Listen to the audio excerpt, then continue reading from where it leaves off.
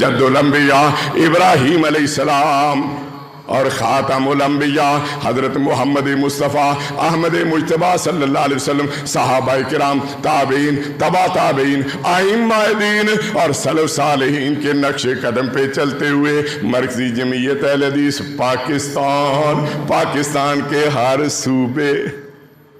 सूबे के हर शहर के करीब हर बस्ती में मसाजिद बनाने के लिए कोशा है। अभी 2 दिन पहले मैं अपने भाई इरफान शेख के साथ थरपार पर गया हुआ था।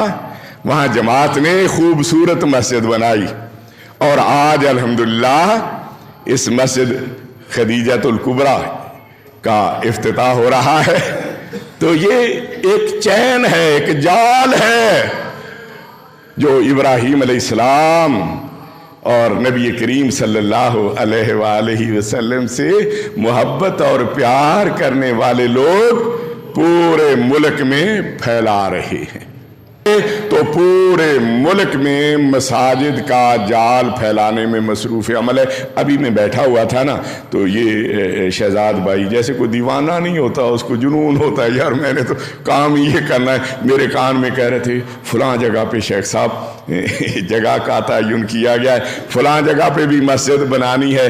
अल्लाह इनके इखलास को और ज़्यादा तरक्की अता फरमाए।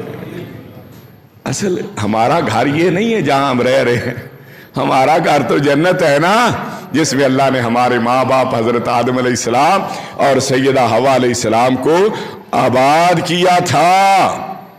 और उस जन्नत की तरफ रास्ते जो निकलते हैं ना, ये मसाजिद से निकलते हैं।